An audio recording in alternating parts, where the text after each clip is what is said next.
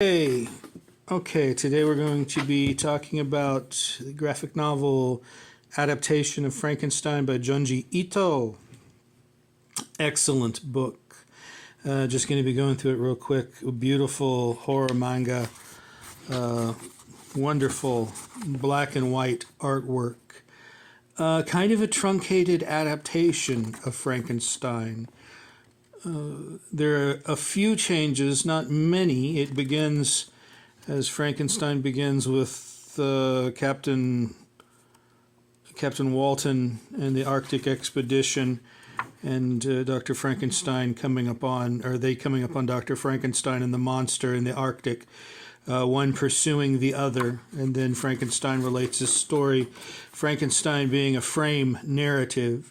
Henry Clerval is in this also, but he's not an unfortunate victim of the monster here. I guess everyone is really, but is an assistant to Frankenstein. The artwork is, as you would imagine, horrifying, grotesque. There is the monster himself. Beautiful, though, in its own way. Not so much the traditional manga, it looks like, but something a bit more westernized, not so much with the huge eyes and the little mouths and that style of drawing. The autofocus. But as you can see, an incredibly beautiful book. The creature here, horrifying, there he is, a horrifying rotted face, rotted visage. There's a lot of gore, a lot of charnel gore here. And the monsters, the creatures, multiple, because you see here it follows the same story as Frankenstein. There's the murder of little William. And then, of course, Justine Moritz is accused and convicted of that and hung in this. The creatures themselves are depicted as being hugely tall. And then the bride of Frankenstein, as she's conceived but never completed, is also tall and wrapped in bloody bandages. Let's see if we can find, as you can see, the artwork is just really beautiful, really horrific. I don't see so much. There are, where is it at? Well, there's an example right there, is working on a very immensely large 8-foot tall body. Someone once wondered how it was possible to create a monster over 8 feet tall using regular human body parts. That is an interesting. There we go again. There's the bride as she is conceived by the monster, and Victor and Henry are trying to put her together, but it never occurs, or he never finishes it in her bloody bandages. The rest of this is not Frankenstein. It's it's a continuing story of Toru Ichikiri, a young man who lives in a haunted building. His parents are always absent, and he's got a bizarre life because the building is some sort of dimensional portal, it seems, or it's just his alternating hallucinations and madness. But he is in a number of little horror vignettes centered around him.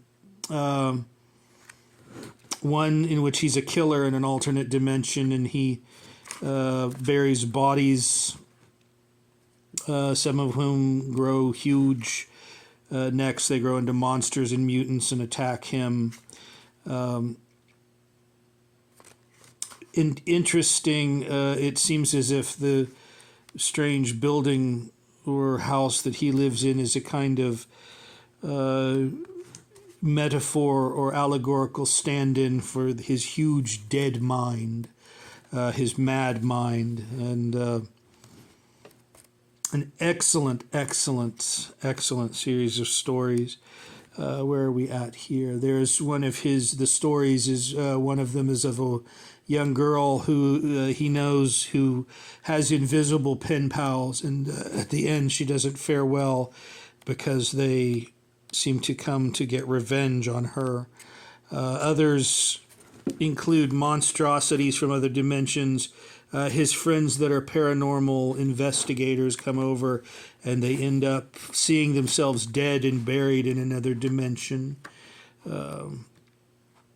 Just excellent stuff. There are two completely unrelated stories at the back. Actually four. One of them being called The Hell of the Doll Funeral.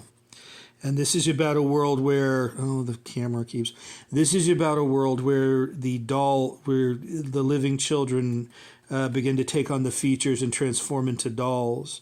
But at the end, we see that this is an alien invasion, and you can see the hideous Lovecraftian type horrors there.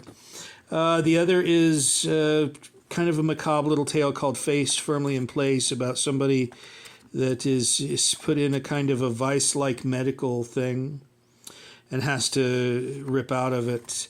Then there are two final stories about Junji Ito's Maltese dog that he had at one time, Boss Non Non.